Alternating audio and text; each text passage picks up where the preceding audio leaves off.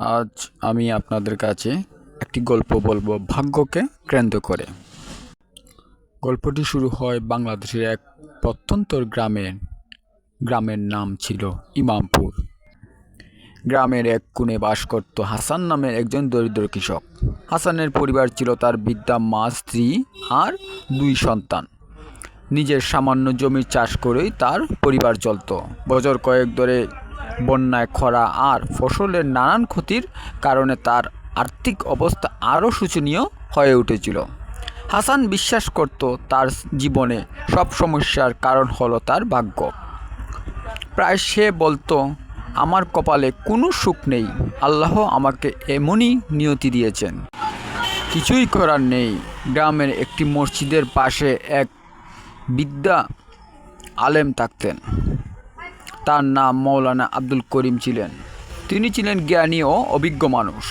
গ্রামের মানুষ তার কাছে নানা পরামর্শ নিতে যেত। একদিন হাসান হতাশ হয়ে তার কাছে গিয়ে নিজের দুর্দশার কথা বলল। মৌলানা আব্দুল করিম ধৈর্য ধরে শুনলেন। তারপর মুচকি হেসে বললেন, হাসান, তুমি কি জানো, ভাগ্য হলো তোমার নিজের কাজ আর বিশ্বাসের ফল। আল্লাহ আমাদের কর্মের ফল দেন, কিন্তু আমরা তো নিজের ভুলের দায় ভাগ্যর উপর চাপাই। হাসান বিরক্ত হয়ে বলল, আপনি সহজেই বলছেন, কিন্তু আমি কি করতে পারি? আমার জমি ভালো ফসল দেয় না, আমি গরিব, আমার জন্য কোনো রাস্তা নেই। মৌলানা করিম সাহেব গভীর দৃষ্টিতে তার দিকে তাকিয়ে বললেন, তোমার ভাগ্য তুমি নিজেই পাল্টাতে পারো। চলো, আমি তোমাকে একটা গল্প বলি। গল্পের নাম হলো 3 ভাইয়ের শিক্ষা। এক সময় ছিল 3 ভাই, তারা একসঙ্গে থাকত। তাদের বাবার মৃত্যুর আগে 3 খণ্ড জমি ছিল এবং বাবা তার 3 খণ্ড পুত্রকে এক খণ্ড করে পুত্র 3 জনকে 3 খণ্ড দিলেন।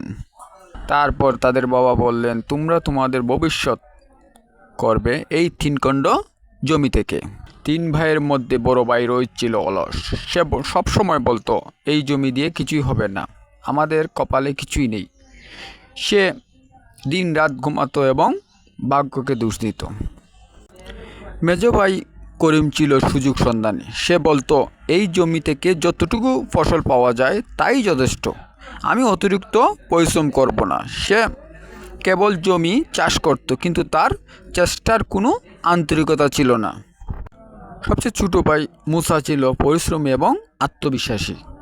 আমার বাবার দেওয়ার জমি যদি ঠিক মতো ব্যবহার করি তবে একদিন ভালো কিছু হবে। মুসা তার জমির উন্নত করার জন্য প্রতিদিন পড়াশোনা করত, নতুন পদ্ধতি শিখত এবং দিনে বেশিরভাগ সময় পরিশ্রমে ব্যয় করত। 5 বছর পর বড় ভাই রইস পুরোপুরি দেউলিয়া হয়ে পড়ল। তার জমির অনাবাদি হয়ে পড়ে এবং সে ঋণগ্রস্ত হয়ে পড়ে। করিম কোনো মতে টিকেছিল, কিন্তু তার জীবনে একঘেয়ে হয়ে সীমাবদ্ধ ছিল।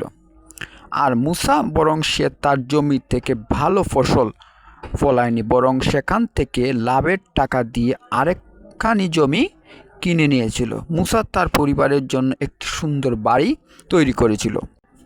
এই গল্প শুনিয়ে মৌলানা করিম হাসানকে জিজ্ঞেস করলেন, এখন বলো তো, তাদের মধ্যে কার ভাগ্য ভালো ছিল? হাসান কিছুক্ষণ চুপ করে থেকে বলল, ছোটো ভাই মুসার ভাগ্য ভালো ছিল, কিন্তু তার পরিশ্রম তাকে সাফল্য দিয়েছে, অন্যরা নিজেরাই নিজের ক্ষতি করেছে। মৌলানা করিম বললেন, ঠিক তাই, মুসা তার ভাগ্য নিজেই তৈরি করেছে, আর হাসান, তোমার ক্ষেত্রেও তাই। আল্লাহ তোমাকে পরিশ্রম করার ক্ষমতা দিয়েছেন, এখন সিদ্ধান্ত তোমার। তুমি কি রইসের মতো ভাগ্য দোহাই দিয়ে বসে থাকবে, নাকি মুসার মতো নিজের পথ নিজেই তৈরি করবে? মৌলানার কথাগুলি হাসানের গভীরভাবে বসে গেল। সে উপলব্ধি করল, এতদিন কেবল সে নিজের পরিস্থিতিকে দোষ দিয়ে সময় নষ্ট করেছে, কিন্তু এখন সে ঠিক করলো নিজের ভাগ্য নিজেই বদলাবে। সেই থেকে হাসান কাজ শুরু করলো নতুন উদ্যমে। গ্রামের একটি প্রশিক্ষণ কেন্দ্র গিয়ে সে আধুনিক কৃষি পদ্ধতি শিখতে শুরু করলো। প্রথম দিকে কাজটা সহজ ছিল না। তার চেনা পথ ছেড়ে নতুন কিছু শেখা এবং চর্চা করতে গিয়ে অনেকটা বাধার মুখে পড়তে হয়েছিল। তবে হাসান হার মানল না। কিছু দিনের মধ্যেই বুঝতে পারল সঠিক পদ্ধতিতে আর পরিশ্রমের মাধ্যমে তার জমির আগের চেয়ে ভালো ফসল দিচ্ছে। কয়েক বছরের মধ্যে সে জমি থেকে এতটাই লাভ হলো যে তার আরও কয়েকটি জমি কিনে নিতে পারল। তার সন্তানকে স্কুলে পাঠানোর খরচ আর সংসারের প্রয়োজনীয় মেটাতে সে এখন আর কোনো সমস্যায় পড়ে না। একদিন হাসান আবার মৌলানা করিমের কাছে গেল। তার চোখে যে কৃতজ্ঞতার ঝলক! সে বলল, হুজুর, আপনি আমাকে যে শিক্ষা দিয়েছিলেন তা আমার জীবন দিশে পাল্টে দিয়েছে। আমি আজ বুঝে গেছি, ভাগ্য বলতে কিছুই নেই, আমাদের কর্মই আমাদের ভাগ্য তৈরি করে। মৌলানা করিম মৃদু হেসে বললেন, হাসান, আল্লাহ সেই মানুষের সহায়তা হন যে নিজের সাহায্য নিজেই করতে চায়। তুমি তোমার কর্মর মাধ্যমে তোমার জীবনে বদলে দিয়েছ, তাই আজ তুমি সফল। মনে রেখো, ভাগ্য কেবল তাদের পক্ষে কাজ করে যারা নিজের ভাগ্য বদলানোর জন্য প্রস্তুত। হাসান সেদিন থেকে এক বার্তা ছড়িয়ে দিতে শুরু করলো। তার মতে অন্য গরিব কৃষকেরাও নতুন পদ্ধতিতে কাজ শুরু করলো। সবার চেষ্টায় ইমামপুর গ্রাম ধীরে ধীরে উন্নতির পথে এগিয়ে চলল।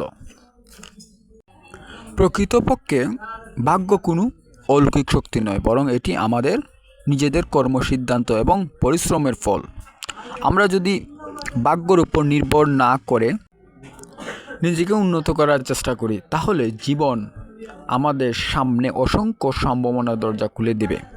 হাসানের গল্পে আমাদের শেখায়, কোনো কিছুই চিরস্থায়ী নয়, না দুর্দশা না ব্যর্থতা। পরিবর্তন অবশ্যই সম্ভব, যদি আমরা সেই পরিবর্তনের জন্য প্রস্তুত থাকি।